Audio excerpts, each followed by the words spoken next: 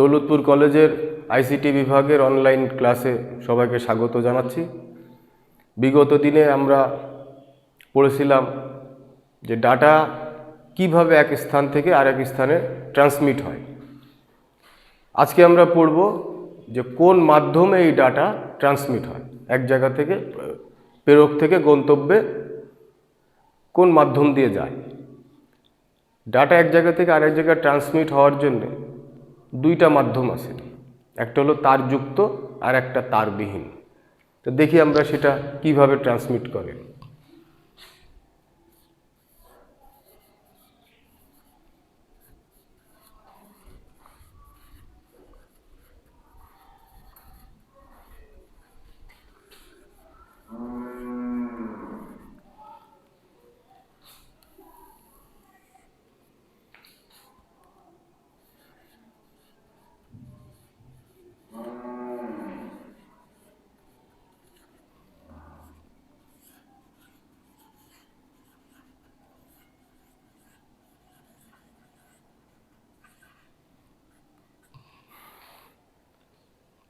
প্রেরক থেকে গন্তব্যে পৌঁছানোর জন্য একটা মাধ্যম লাগে। সেই মাধ্যম দুই ধরনের, একটা গাইডেড মিডিয়া যেটাকে বলি আমরা তারযুক্ত,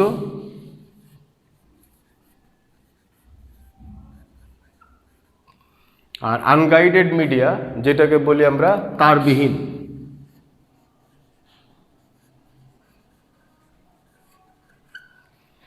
এই দুইটা মাধ্যমে প্রেরক থেকে গন্তব্যে ডাটা আদান প্রদান করা হয়। তো প্রথমেই দেখি গাইডেড মিডিয়াটা কি।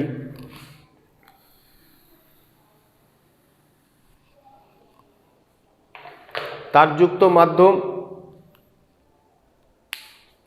বিদ্যুৎ পরিবাহী কিংবা অপরিবাহী দুই ধরনেরই হতে পারে। তার দিয়ে ডাটা এক স্থান থেকে আরেক স্থানে ট্রান্সমিট করে। এর জন্য তিন ধরনের তার আছে।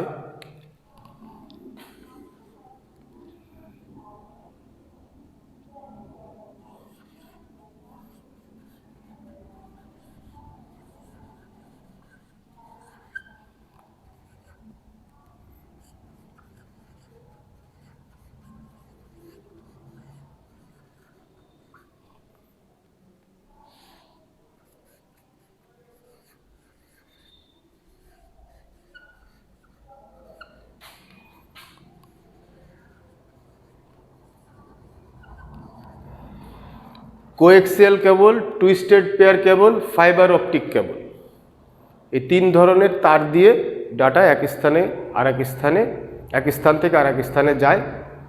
এবং এই এক এক ধরনের তারে এক এক ধরনের দূরত্ব কাভার করে এবং তার ট্রান্সমিশন স্পিড এক এক ধরনের হয়।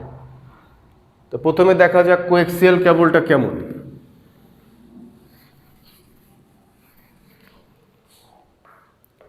কোএক্সিয়াল কেবলে প্রধানত একটা তার থাকে যেটা মাঝখানে থাকে, তার উপরে একটা ইনসুলেশন থাকে।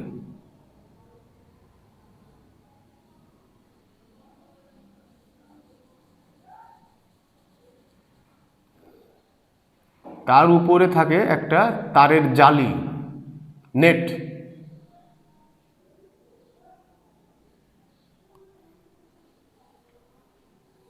সবার উপরে আরেকটা ইনসুলেশন দেওয়া হয়, দিয়ে কোএক্সিয়াল কেবল তৈরি করা হয়। আমরা সাধারণত দেখি এগুলো ডিশ অ্যান্টেনা, ডিশ লাইনের কেবল, টেলিভিশনের কেবল, এই কেবলগুলো কোএক্সিয়াল কেবল হিসাবে নামকরণ করা হয়। এই কোএক্সিয়াল কেবল ডাটা ট্রান্সমিট করে এক স্থান থেকে আরেক স্থানে 10 Mbps,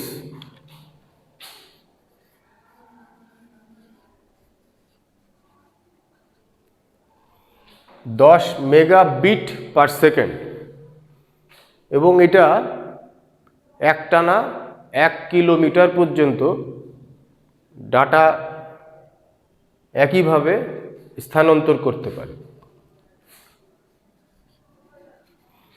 1 কিলোমিটার দূরত্ব সে কভার করতে পারে, সেখানে ডাটার কোনো ক্ষতি হয় না।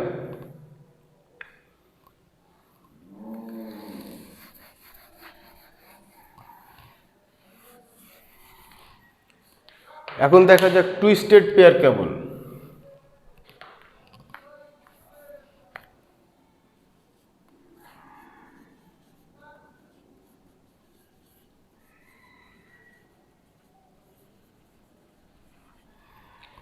টুইস্টেড পেয়ার কেবল দুইটা তার একে অপরের সাথে পেঁচানো থাকে এবং এই এক জোড়া তারের মধ্যে 4 জোড়া তার থাকে। এই দুইটা বিদ্যুৎ পরিবাহী তারকে প্রথমে একটা ইনসুলেশন দিয়ে ঢেকে দেওয়া হয়। এর ভিতরে থাকে হলো আরও 4 জোড়া তার, মোট 8টা তার থাকে এই এক জোড়া তারের মধ্যে। তো এইটা ডিস্টেন্স কভার করে 100 মিটার। 100 মিটার ডিস্টেন্স কভার করে এবং সেটা 10 Mbps মেগাবিট পার সেকেন্ড স্পিডে ডাটা এক স্থান থেকে আরেক স্থানে স্থানান্তর করতে পারে। এই 8 জোড়া তারের মধ্যে একটা কমন তার থাকে যেটার রং থাকে সাদা এবং বাকিগুলো ভিন্ন ভিন্ন রঙের হয়। এখন এই তারগুলো যখন আমরা জোড়া দিই, সেই জোড়া দেওয়ার জন্য যেই পয়েন্টে আমরা জোড়া দিই সেখানে একটা আরজি কানেক্টর থাকে। সে একটা কানেক্টর থাকে, সেটাকে বলি আমরা আরজি কানেক্টর, আরজে কানেক্টর।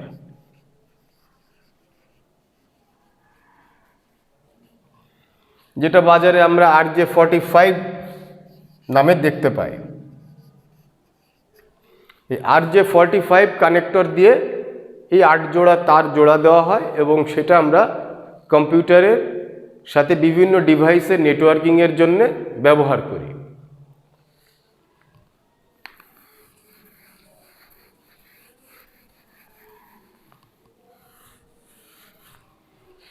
এবার দেখা যাক fibre optic cable.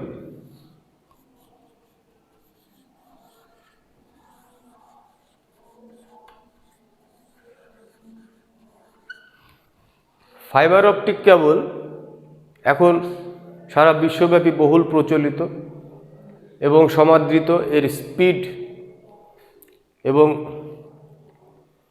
Data loss না হওয়ার যেই বৈশিষ্ট্য,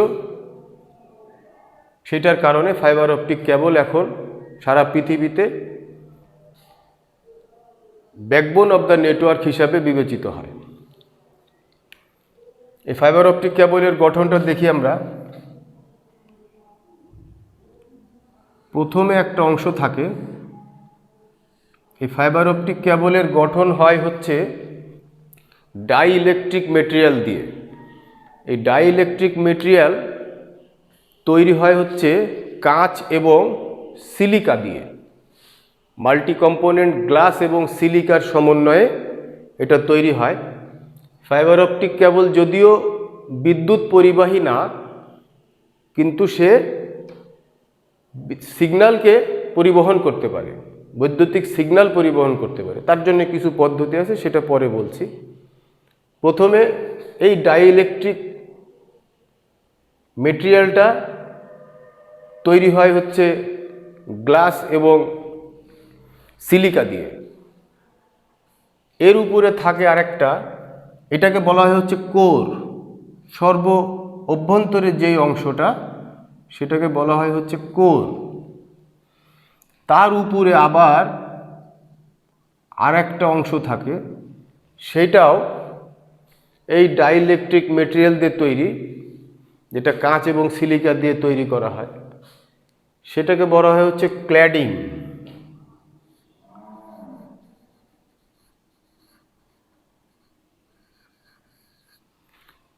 এই দুইটাই প্রধানত ফাইবার অপটিক কেবলের প্রধান মেটেরিয়ালস।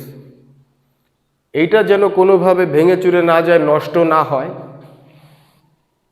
তার জন্য উপরে একটা জ্যাকেট পরানো থাকে। একটা শক্ত জ্যাকেট পরানো থাকে যেন তাপ, চাপ, নয়েজ এগুলো সে সহ্য করতে পারে। এই কোটটা কাঁচ এবং সিলিকা দিয়ে তৈরি হয়। এটা মানুষের মাথার চুলের মতো সূক্ষ্ম আঁশ থাকে এখানে, যেটা বিদ্যুৎ পরিবাহী না হলেও আলোক পরিবাহী, এবং সেই আলোর গতিতে এক জায়গা থেকে আরেক জায়গায় ডাটা ট্রান্সমিট করে। এখন দেখা যাক এই পদ্ধতিটা কি, কিভাবে fibre optic cable fibre optic cable distance cover করে 1 কিলোমিটার। সে ডাটাকে কোনোভাবেই ক্ষতিগ্রস্ত করবে না, সরাসরি 100 কিলোমিটার সে সরাসরি ডাটা ট্রান্সমিট করতে পারে উইদাউট এনি বুস্টার। তারপরে যে হয়তো কোনো বুস্টার দিয়ে সেটাকে আবার একই অবস্থায় রেখে পরবর্তী ডেস্টিনেশনে পাঠানো হয়। এই হলো ফাইবার অপটিক কেবল। এখন এই ফাইবার অপটিক কেবল যেহেতু অন্যগুলোর মতো বিদ্যুৎ পরিবাহী না, এর একটু ভিন্ন ধরনের কাজ করতে হয়, তার জন্য কিছু সার্কিট এখানে ব্যবহার করতে হয়। প্রথমে একজন সেন্ডার যখন ডাটা ইনপুট করে, সে বৈদ্যুতিক সিগন্যাল ইনপুট করে। এটা অপটো ইলেকট্রিক সার্কিট ব্যবহার করা হয়।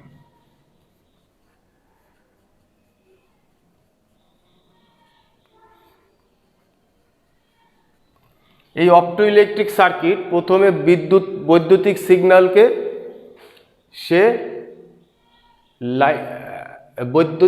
সিগন্যালকে সে বৈদ্যুতিক তরঙ্গে রূপান্তরিত করে, এবং বৈদ্যুতিক তরঙ্গকে আলোর তরঙ্গে রূপান্তরিত করে। তখন সেই ফাইবার অপটিক কেবল দিয়ে এই ডাটা ট্রান্সমিট হয়। এখান থেকে যায় হচ্ছে আলোর তরঙ্গ, কিন্তু প্রথমে আসে বৈদ্যুতিক সিগন্যাল।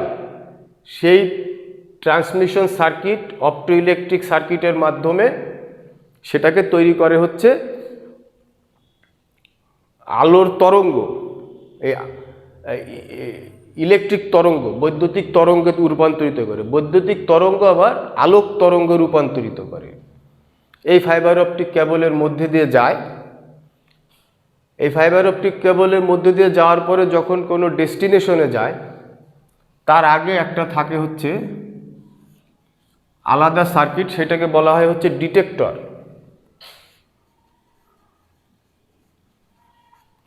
এই ডিটেক্টর এই সিগন্যালকে চিহ্নিত করে, শনাক্ত করার পরে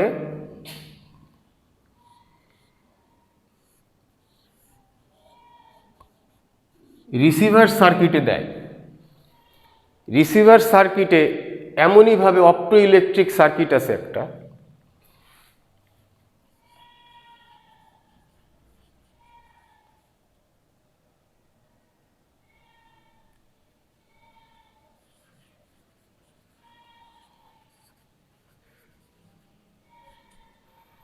সেই অপটো ইলেকট্রিক সার্কিট সেই আলোর তরঙ্গকে বৈদ্যুতিক তরঙ্গে রূপান্তরিত করে, পরবর্তীতে বৈদ্যুতিক সিগন্যালে রূপান্তরিত করে।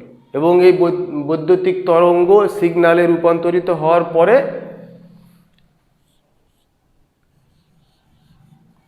আউটপুট হিসাবে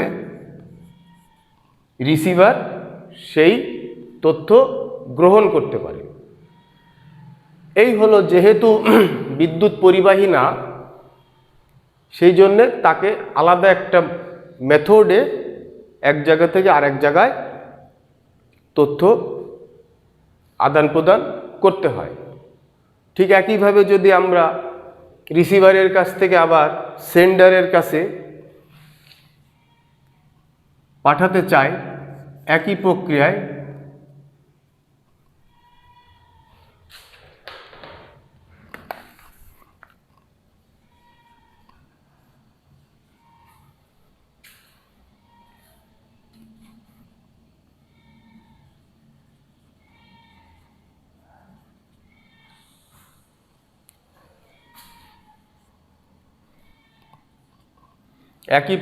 উভয়ে তথ্য আদান প্রদান করতে পারবে। এই ফাইবার অপটিক্যাল কেবলের সবচেয়ে বড় সুবিধা হলো যে এই দ্রুত গতিতে তথ্য আদান প্রদান করতে পারে, তথ্য আদান প্রদান ব্যয় কম, এটা তথ্য ভেঙে যাওয়ার সম্ভাবনা কম, একইভাবে এক জায়গায় অনেক দূরত্ব পর্যন্ত তথ্য আদান প্রদান করা সম্ভব। অসুবিধা একটাই, অন্যান্য কেবল ইনস্টলেশনের চেয়ে ফাইবার অপটিক কেবলে ইনস্টলেশন কস্ট বেশি, কিন্তু লং টার্মে এইটার তথ্য আদান প্রদানের খরচ কম হয়। সেই জন্য আজকে এটা ব্যাপকভাবে সারা পৃথিবী জুড়ে সমাদৃত এবং এটা এখন ব্যাকবোন অফ দ্য নেটওয়ার্ক হিসাবে বিবেচিত হচ্ছে। আজকে এ পর্যন্তই থাক। বিগত দিনে আমি বিগত ক্লাসগুলোতেও বলেছি যে আমরা একটা মহা দুর্যোগের মধ্যে আছি, COVID-19 crisis over the world. এর জন্য এখনও ভ্যাকসিন তো প্রস্তুত না সারা পৃথিবীতে ভ্যাকসিনেশনের জন্যে। এখন বাংলাদেশের পাবলিক হেলথ এবং বিশ্ব স্বাস্থ্য সংস্থা যে ইনস্ট্রাকশন আমাদের দিয়েছে যে একটু দূরত্ব বজায় রেখে চলা, সোশ্যাল ডিস্টেন্সিং, যেখানে আমরা থাকবো সেই জায়গাটা পরিষ্কার রাখা, নিজের হাতটা বারবার ধোয়া, আর সর্বোপরি এখন সারা পৃথিবীতে বাধ্যতামূলক হয়ে গেছে প্রায় যে ঘরের বাইরে বেরোলে মাস্ক ব্যবহার করা। আমরা যেন এটা ভুল না করি, এই অর্ডারগুলো মেনে চলাটা এখন আমাদের জন্য অত্যন্ত জরুরি। ভ্যাকসিন না আসা পর্যন্ত এই মহামারী থেকে নিজেকে এবং অপরকে রক্ষা করার জন্যে আমরা স্বাস্থ্যবিধিটা যেন অবশ্যই মেনে চলি, সেদিকে সবাই খেয়াল রাখবো। সকলকে ধন্যবাদ জানিয়ে আজকে শেষ করছি।